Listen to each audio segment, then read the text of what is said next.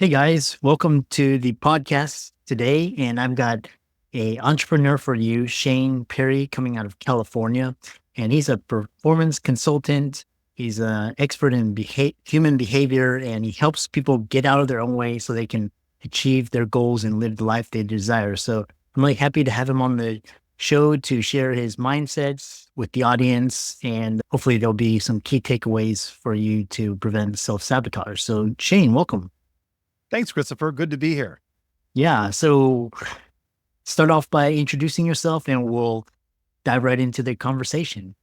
Sure. My name is Shane Perry, and I live here on the Central Coast of California. And I'm a performance consultant. I've spent about 36 years now in a business where it was primarily focused on training, inspiring, motivating, building teams of people, and really getting people to get out of their own way and go become successful. And so over the years, probably about 25 years ago, I did a real deep dive into the psychology of people because I just couldn't understand why, as a species, we're so unique in the fact that we can want something, yet we typically won't do what's necessary to go achieve that. In other words, we just won't get out of our own way. I know people use those words a lot, but it's very true. And so I did a deep dive about 25 years ago and to really try to understand the psychology of people and why we behave the way that we do. And it was very profound. It was very educational. And I was actually able to put together a process that I was able to use in my business that built a very successful business and the seven-figure earner and things like that. And I've been retired from that business for about semi-retired for about 10 years. And during that time, I was kind of teaching the system that I created to different companies, just here and there, almost playing around with it, some of it in the fitness field, some of it with corporations and things like that. And then when about almost 3 years ago, I lost my 19-year-old daughter. She passed away. And that was obviously a very profound experience with me. And one of the takeaways coming from that is I really determined that I want to spend the rest of my life doing something that I'm passionate about, that I can stand behind, that I love. And I truly do love helping people. So we decided to take this almost hobby, if you will, and turn it into a business. So we founded Disruption Factor, and I published my first book and our first online courses out there. We've been doing a lot of public speaking, and we really put a big focus on the comfort zone and setting goals and how to identify how your comfort zone was built, how to leave it and how to leave it behind. And essentially, as I mentioned, get out of your own way and get out there and achieve your goals. Yeah, really wonderful, really beautiful and inspiring introduction and with greater meaning and purpose. So we'll dive right into it. It sounds like a lot of the work that you do is really high impact for athletes, celebrities, CEOs, executives. One question I have for you is from a performance coach perspective, why do so many majority of people who live in the greatest country live lives of just mediocrity and just don't amount to anything? So why is it that they don't go out there and do something? Is that what you're saying? Yeah, there's 5 areas in our life. There's relational, spiritual, financial, recreational, and physical or fitness. And typically people want to take one or more of those areas to a new level. The most common goal set in the world has to do with fitness. It's losing weight. Yet 92% of the people that set goals across the board don't achieve them. They either don't achieve it in the first place or they achieve it. And if it's weight loss, they'll gain it back. And I really believe that the biggest reason is the comfort zones that we have built. But you could jump online, you can go anywhere and see all kinds of talk and noise about the comfort zone. You've got all the circles out there, the fear zone, the growth zone, the comfort zone, and success zone. And everyone's heard a million times that success lies outside of your comfort zone. But rarely do you find anybody that dives into how was your comfort zone built in the first place? And that's really where it starts. And one of the things that I've taught, that I've created is I call it the middle class mentality, or you can call it the mediocre mentality. And that's what the vast majority of Americans were raised with, this middle class mediocre mentality, that we're taught just to be like everybody else. We're not taught to go try to change our lives. We're groomed to be employees from the time that we're kids. we're groomed to be just average, ordinary, be like everybody else. And with that mentality comes certain entrained thoughts. If it sounds too good to be true, it probably is. Keep your money in a bank where it's safe. Money's the root of all evil, almost to a point where you're taught that if you want to make more money, that you're almost a bad person thing. Yet, I tell you, money can't buy happiness, which I agree. Money isn't everything, but they never tell you the flip side of the coin. And that is when you don't have enough money, it brings with it a world of suffering and pain. They never tell us that. And so I think people are stuck in this mediocre mentality. They're afraid to break out, and that helps create their comfort zone. And then, of course, they have character traits about them that keep them in a comfort zone. For example, I have 4 that I've always had to battle. I'm a natural procrastinator. I have an intense fear of rejection, believe it or not.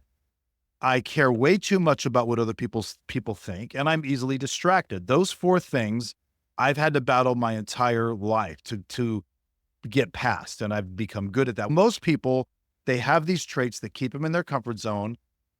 And then I don't know how far you want me to go right now, but they get in this comfort zone. And when they try to break out of the comfort zone, they don't last long. And there's a reason for that also. And the name of my company is Disruption Factor. And it is the disruption factor that I call it when people step out of their comfort zone to take one of those areas of their life to a new level. Let's just say you want to lose weight. Again, the most common goal, or I want to build a business. I want to whatever.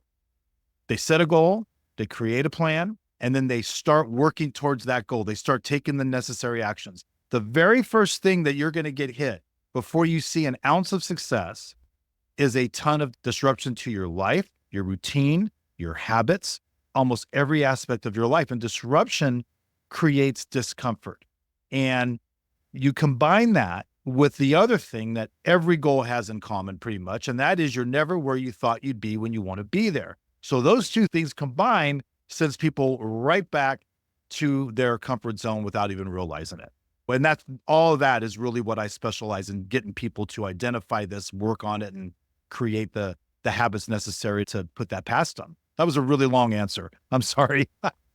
No, it's true, because like you look around and basically if you look at the poorest individual in America, it's still 90% is better than 90% of the rest of the developing world. But still, like you could do so much more, and you could help so much more people, which I've always been curious why is there this discrepancy? Why you have like Steve Jobs and Bill Gates and why people struggle, so Yeah. yeah. And I think people they don't want to be like that. It's inherently built into us as a species to want adventure and even risk. It's not part of us to just live a day in, day in, day out, doldrum, boring, same old thing, safe, stable life. Now, I'm not saying go do anything risky and crazy. When you talk about especially entrepreneurship, you talk about getting physically fit. Those are 2 things that create a fire in your spirit and get you fired up. And that's how we're built. We're designed for that. Yeah. Yeah. And so like one movie that really resonated me with when I was growing up was The Matrix. And I had to watch it like 3 times to understand, like, we're all living in this like kind of just this socially programmed matrix. And there's some people like Neo, you can break out of it. And there's just the rest, they're just sleepwalking through life. And so how do you break out of this mentality? If somebody really obviously there's like entrepreneurs such as yourself, but how do you just get people to wake up, just go for more? There's more to life. I think it starts with, and I'm the same way, by the way, I had to probably watch it 5 times to understand it. I think it starts with people understanding that it's okay to want to be different. It's okay to want to improve your life. That's a big part of that middle-class mediocre mentality, is we are taught that we should just be like everybody else. They need to understand that it's okay if you want to get free and financially independent. It's okay to want to make more money. It's okay to want to lose weight and get fit. It's okay. And so a lot of it, in fact, the majority of it is all mindset. And that's the crazy thing, because a lot of people, when you say, hey, let me teach you some mindset stuff, so many people just turn it off. No, They want to, if they, let's say they pay $100, they want to be able to take something home, unwrap it, plug it in, and turn it on. The concept of mindset to most people is, oh, here we go. But they don't understand that literally everything begins and ends with a mentality. Myself, and I can only speak from my experience, really is I just didn't want to be like everybody else. I didn't want, I'm not better than anybody else. I've never thought that, but I just didn't want to be like everybody else. And I took at 21 years old, this really grand view of life and said the idea of working a job that I probably won't like for the majority of my life, answering to people who are telling me what to do, that just doesn't appeal. I just don't want that life. And I'm surrounded by people telling me like, oh, you should be happy with the job you have. And people would love to have that job and good for you. And I'm not. I want more. And I think most people do want more, but they're afraid to take that first step. They don't understand the importance of embracing all things mentality, all things mindset. Because what you and I are talking about here, we're not talking about jumping on to a major league diamond and hitting a 96-mile-an-hour fastball 450 feet. You and I can't do that. We physically can't do that. That's not the case when it comes to achieving goals. It's all between our ears. Anyone can go out and achieve whatever goal that they have. So it starts with them really understanding that it's okay to want more. Yeah. Yeah. And I think that I'm a very spiritual individual, and I think the universe tried to wake the world up, and through COVID, just basically slap people in the face and just be like, hey, wake up. There's more to life. And so one thing that I've really observed is, because you mentioned 92% of goals never, like, just like your New Year's resolution, like 2 weeks in, it's all gone. Right. And what's like, especially when I talk to people, they want to eat right. And then they start to do the habits, and then either their parents or their friends or their spouse or whatever says something, and then basically they revert back. And how do you create a environment that is self-sustaining as opposed to pulling you back? I think there's a number of things. There's a number of things that I teach people with the program and the coaching. And one of them is you want to set goals. It begins and ends with a goal.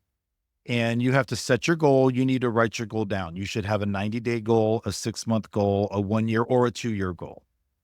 And then you need to cultivate those goals. And cultivating those goals means, let's say you want to make more money and start a business, or let's say you want to lose weight. When you achieve that goal, what is your life going to be like? So how are you going to look? How are you going to feel? What clothes are you going to wear? What difference in your lifestyle will you see? Do everything from write it down to print out pictures. Surround yourself with the end result of these goals, because you have to cultivate them, because you constantly need to be surrounded by what you're doing, because no matter who you are, we all want to quit and give up on those goals about 1,000 times. And that's just in the first month. So it's not just set a goal and go. And that's what most people do. Then you embark on, create a plan, execute the plan, schedule it in. Understand that as you embark on this goal, you are going to get hit with a ton of disruption. So understand it, embrace it. Try to write down, what do you think the disruption is going to be? For example, write it down. So if it's lose weight, you're going to clear your refrigerator out. You're going to clear out your pantry. You're going to stop drinking soda. You're going to drink water. You're going to not eat after 8 o'clock at night. You're going to find areas. You're going to find time in the week to exercise at least a little bit. Let's just say.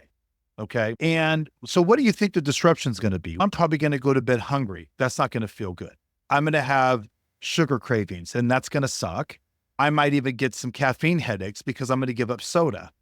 And finding the time to go exercise. I have a family. I've got young kids, let's say. I'm a single mom, whatever it may be. I'm already flying by the seat of my pants as it is. How am I going to find the time? It's going to be tough. So try to itemize as specifically as you can the disruption that's going to hit you, and almost look forward to it, embrace it. And then the first mindset that there is, the first mentality shift is, when you get hit with that disruption and you feel like stopping or just not doing it that day, ask yourself a question. What would most people do right now? Because you know what the answer is. Most people would not do it. Yeah. Yeah. And if you do it, that's how you're going to win. Look, any area of your life, Christopher, any area that you want to be successful at, You don't need people like you. You don't need people like me. You don't need books. All you have to do is look around and look what everybody else does. And if you just do the opposite, you're going to win. And it's not putting down people. And again, you're not better than people, but it is doing the opposite. And then I would say the second mindset shift, and this is something that I've taught, and I'll be honest with you, it gets a little controversial out there in the motivational self-help mindset space. But I believe in what's called negative motivation.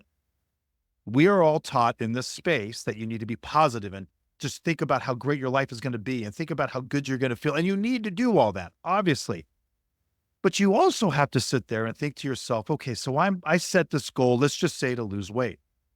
And I start and I'm doing the actions and maybe even see some results. I'm going to feel good. Then you have to ask yourself, if I stop and I give up 6 months, a year, 2, 3 years down the road, I look in the mirror and for a split second, I have this thought, where would I be right now if I just wouldn't have stopped? And that is one of the worst, sends chills down your spine feeling you can ever have. And most of us have had that because almost all of us on this podcast, you and me probably, I know me included, I would assume probably you too, we probably had moments in our life where we set goals, went forward and gave up.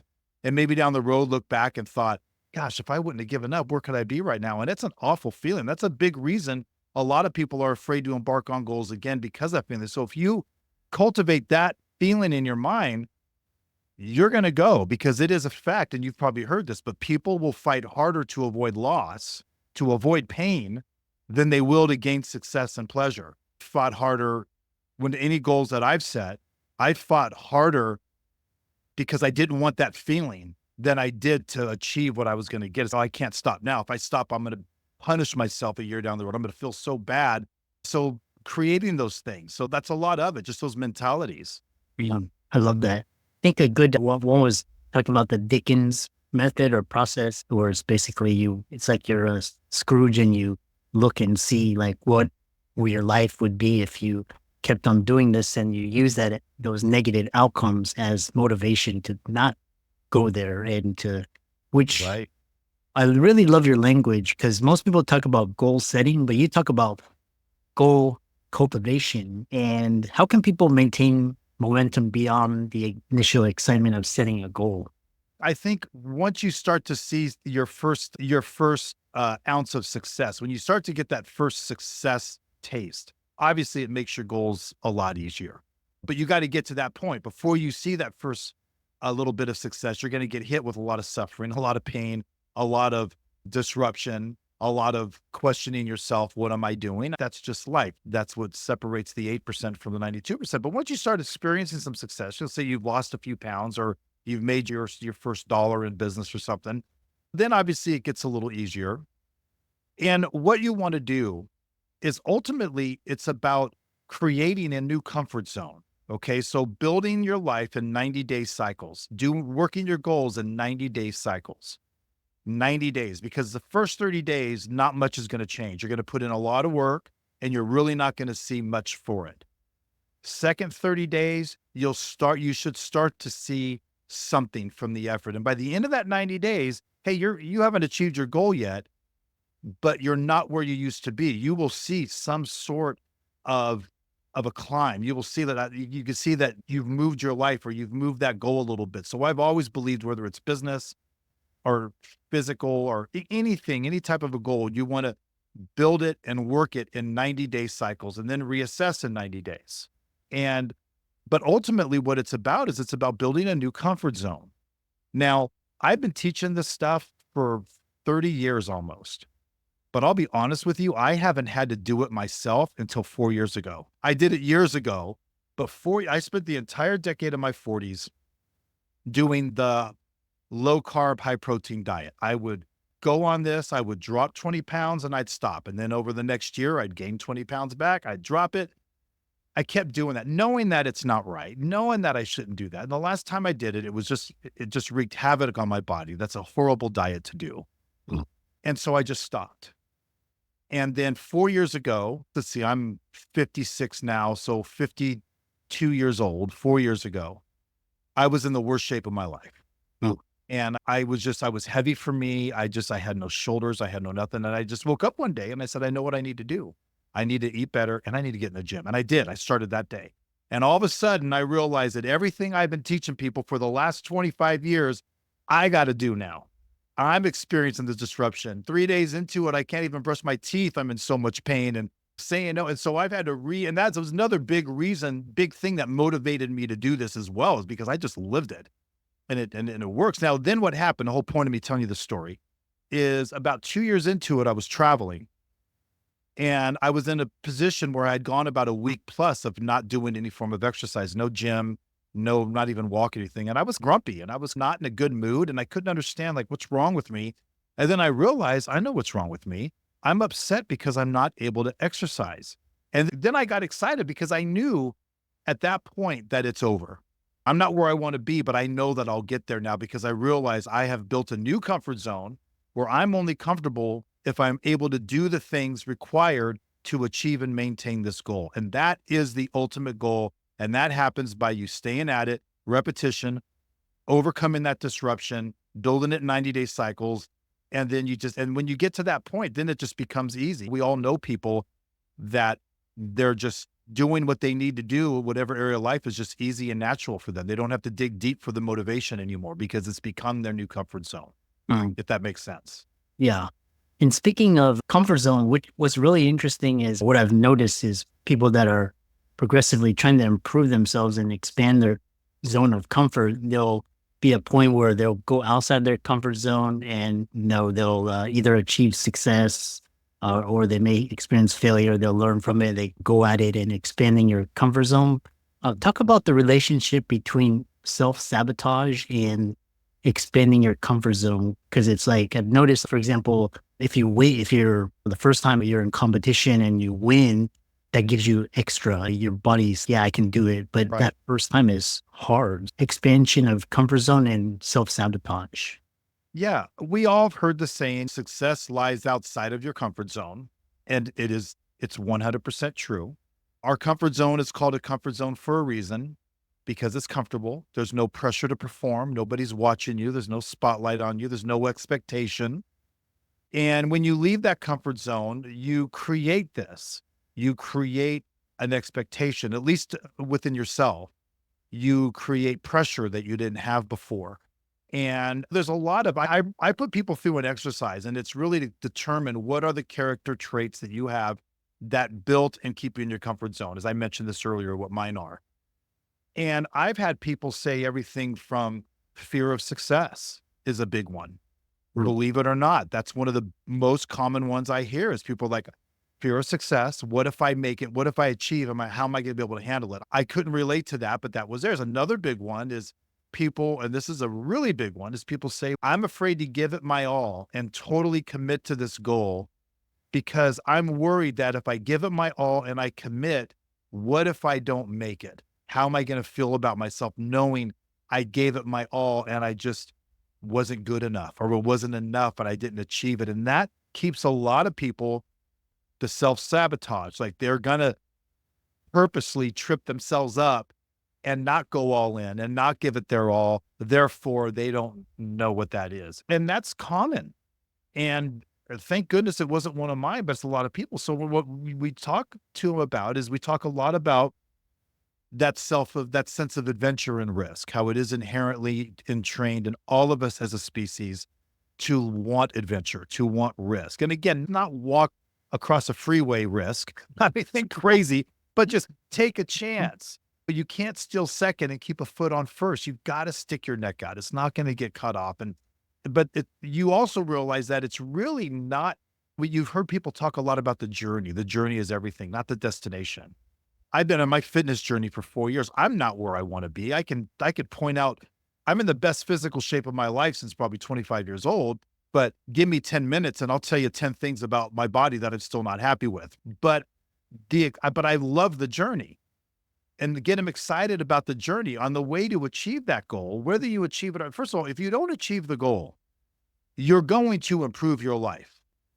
Right. And as you're doing, if you're putting in the effort and you're putting in the work, you can look in the mirror and tell that person, yes, I'm putting in the work. I'm doing what needs to be done for the most part. Then you remind myself of, hey, I'm not where I want to be, but man, thankfully I'm not where I used to be. And even if you come short of your goal, whatever area of that life, you're going to take it to a new level. You're going to feel better and you're going to know that you have it in you to go for something. And Mm. in a world where we're surrounded by great starters, but very few people finish, you'll become a finisher. Now, whether you finish and actually achieve your goal, we'll see, but you're going to be further along than you are right now. And it's going to feel a lot better knowing that you're doing it, whether you achieve or not. Just the fact that you're doing it. We've all had days where we didn't want to do what we needed to do, but we did it anyways. And those were always the days you feel the best. And we've had days where a lot of this in my business, it was full of a lot of prospecting, a lot of building, where I had days that I really had to dig deep to get it up, to get out there and do what I needed to do, and struck out completely all day. But I wasn't dejected. I still felt great because I did it. I would have liked to have some results, but at least I didn't sit around home and make excuses. Remind them of that. It's okay. So it's all mindset. Interesting. I know one final question because we have around 7 minutes remaining. And as you progress and you've expanded your comfort zone, one thing I've noticed is that your circle of friends either changes or becomes smaller. And what is your advice for people that are experiencing, they say it's lonely at the top, or they got to keep other friends that are not serving them well at a distance? How do you handle that? Yeah, that's a big part of the disruption because it's painful. When I started my business at 21 years old, everybody, my parents, my dad, my family, my friends, everybody, almost everybody teased me, gave me a hard time. They couldn't believe I was giving up. I delivered beer for a living and they couldn't believe I was giving up that job. Of course, they were just happy they got free beer. But for me, I got teased, I got beat up on, and it was awful. Mhm. And then as I started achieving success, then you got the people going, oh, aren't you just fancy? What do you think? You're too good for us? No, I don't think I'm too good for you. God, I bought my first nice car and I wouldn't even drive it around my hometown because I didn't want people to think that I thought I was better than them. But it's going to happen. You have to understand, right? It's the crabs in the bucket theory. We've all heard it. You could put crabs in a bucket, no lid, because time one tries to climb out, the other ones will grab it and pull it back down. Understand this. If you're listening to this podcast, you, me, Christopher, all of us, we hang around people that are just like us. We drive the same cars, we have the same jobs, we have the same spouses, the same kids, wear the same clothes, have the same hobbies. That's who we hang out with. When a day comes along and someone in that group decides that they want to expand, they want to take an area of their life they want to set a goal, they want to do something, any area of their life, they want to make it better, they want to improve.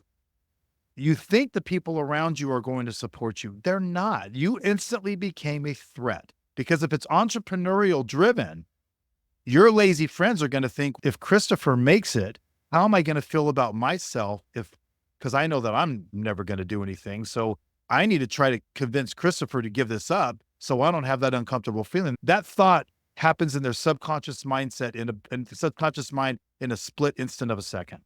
So their natural instinct is going to be to try to talk you out of it. Chris, are you sure you want to do that? I don't know. You know what they say, if it sounds too good to be true, it probably is.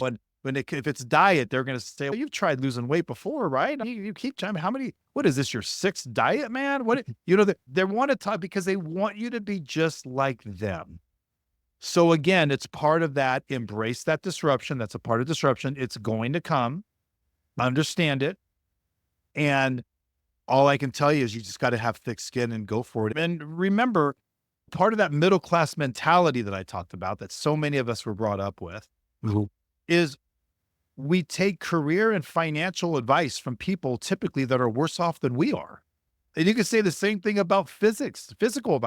I want to get fit. I want to lose weight. I want to do this. And it's what your completely overweight, out of shape friend trying to talk you out of it or telling you it's not going to work. Or you want to start a business and you want to begin an entrepreneurial journey because you want to create freedom and financial independence as a goal. And it's your broke, barely able to hold on to a job buddy that's telling you that it's probably a scam. So a big part of our job here, people like you and me, Christopher, has got to wake people up to this. If you just become aware, it's not a magic formula, just become aware of this and expect it, almost look forward to it. And when you get that negativity, instead of going, oh my gosh, how could you say that? I'm so hurt. You laugh and go, I knew someone was going to say that. So when it comes to disruption, since we're running out of time here, it is the biggest reason people give up on their goals is because they're unable to handle the disruption that occurs in their life when they embark on a goal. If they can just putting that thought in their minds and getting them to understand that it's going to happen, look forward to it, embrace the disruption. And when it hits, just ask yourself, what would most people do? And I'm going to do the opposite. And that's how I'm going to win. They'll get through it. And just know that it's about building that new comfort zone. Yeah. So, Yeah, I love that. They say that 90% of success is just showing up, and then which is absolutely 100%. Yeah. 100%. Yeah.